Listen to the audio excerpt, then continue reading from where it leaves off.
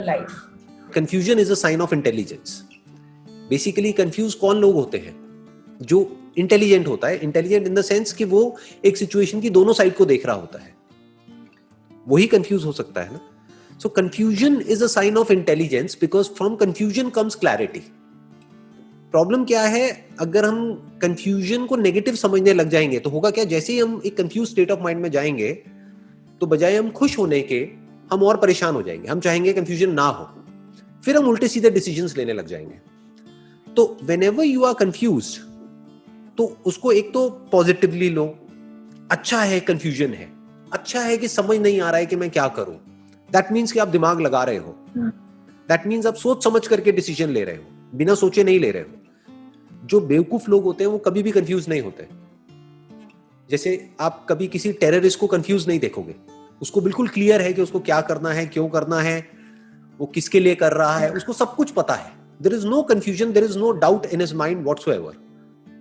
But अगर एक Sen mind होगा, एक लॉजिकल माइंड होगा, उसमें कंफ्यूजन आना ही आना है. सो जब भी कंफ्यूजन आए आराम से पेपर पेन लो और जो भी सिचुएशन है उसके प्लस माइनस लिखते चले जाओ. ये हम नहीं करते हैं.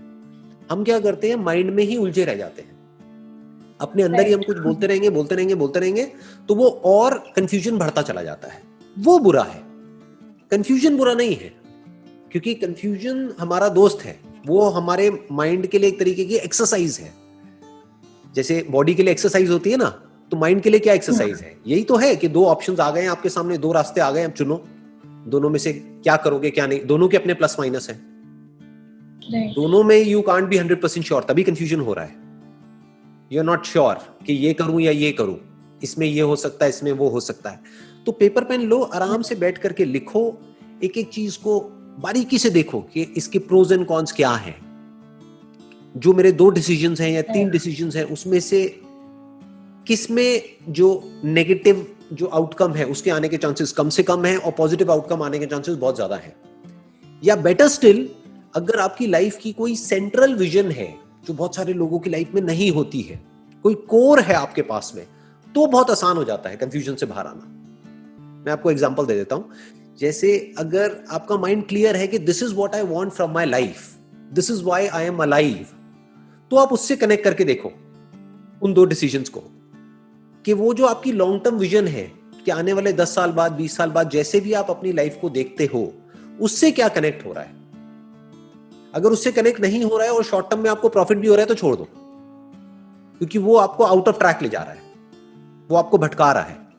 बट अगर आपकी वो लॉन्ग टर्म विजन से कनेक्ट हो रहा है तो फिर कर दो. लाइफ में अगर इफ यू रियली वांट के डिसीजंस क्विक हो जाए, मतलब ज्यादातर लोग चाहते हैं बट समझते नहीं है कि कैसे होगा, कि मतलब if you want to take instant decisions, 1 second में डिसीजन लिया, हाँ तो हाँ, ना तो ना, तो वो कैसे होता है? सबसे पहले आपको अपने लिए डिफाइन करना होता है that what is it that I want from my life, कि मुझे अपनी लाइफ से चाहिए क्या है. फॉर एग्जांपल, अगर आपके लिए है पीस ऑफ माइंड, तो आप ऐसे लोगों से दूर रहोगे जो भी आपकी माइंड की पीस को अननेसेसरली डिस्टर्ब करते रहते हैं. जैसे कुछ लोगों का नेचर होता है लड़ने झगड़ने का, उनको मजा ही उसी में आता है. राइट? हमारी फैमिली में भी होते हैं, फ्रेंड सर्कल में भी होते हैं, रिलेटिव्स में भी होते हैं. तो ऐसे लोगों से आप अपने आप ही एक डिस्टेंस मेंटेन कर लोगे, क्योंकि वो आपकी लाइफ के सेंटर पॉइंट से कनेक्ट नहीं होता है. चाहे उससे आपको कितना भी फायदा हो रहा हो, आप कहोगे नहीं भैया मेरे को इससे दूर ही रहना है, थोड़ा फाइनेंशियल लॉस भी होगा कोई बात नहीं, बट मुझे इन चक्करों में पड़ना ही नहीं है. तो उससे बड़ा आसान हो जाता है सब कुछ. अगर आप थोड़ा सा डीपली समझोगे ना, हम कंफ्यूज क्यों होते हैं, ये जो कंफ्यूजन होता है ना, इसके पीछे जो जड़ होती है वो होते हैं 2 अपोजिंग थॉट्स.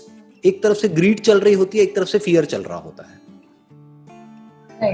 एक तरफ से हमारे अंदर एक डिजायर होता है काम को करने का, लेकिन एक डर भी कहीं ना कहीं उसके साथ में जुड़ा होता है, उसके कॉन्सिक्वेंसेस की वजह से. तो अगर आपने डिफाइन कर लिया है कि मेरी लाइफ का सेंटर पॉइंट क्या है, कि why I am doing what I am doing, तो फिर डिसीजंस बड़े आसान हो जाते हैं. फिर वो ग्रीड आपके ऊपर हावी नहीं हो सकती और डर कोई है ही नहीं वहां पर.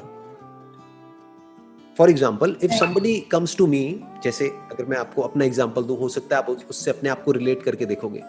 अब मैंने क्या किया हुआ है, अपनी लाइफ के लिए प्रॉपर्ली डिफाइन किया हुआ है, जो ज्यादातर लोग नहीं करते हैं. मैंने प्रॉपर्ली डिफाइन किया हुआ है कि ये जो मैं अभी कर रहा हूं, जैसे अभी आपसे बात कर रहा हूं, ये जो मैं सेशंस कर रहा हूं, ये मेरा पैशन है, ये मेरा प्रोफेशन नहीं है। तो कोई भी अगर मेरे पास में आता है, बहुत तरह के लोग अप्रोच करते हैं, पता नहीं कहां से, अगर मेरे पास आएंगे कोई भी ऑफर ले करके, तो मेरे माइंड में कोई कंफ्यूजन नहीं है, पहले ही ना है। अब वो चाहे मेरे को 10 लाख ऑफर करें, चाहे 1 करोड़ ऑफर करें, चाहे 10 करोड़ ऑफर करें, कुछ भी ऑफर करें, ना है तो ना है। क्यों? क्योंकि ये मेरा पैशन है। पैशन मतलब क्या? बिल्कुल एक प्रेयर के जैसा है कि भाई अगर हम प्रे करते हैं कहीं जा करके मंदिर में या कहीं पे, तो हम उसके पैसे थोड़ी मांगते हैं, राइट? तो मेरा माइंड क्लियर है कि ये मेरा पैशन है, ये मेरा प्रोफेशन है, कि ये जो मेरा काम है, दैट इज इमेजेस बाजार, वो मेरा प्रोफेशन है। तो मैं इन दोनों चीजों को कभी भी मिक्स नहीं करता हूं। तो माइंड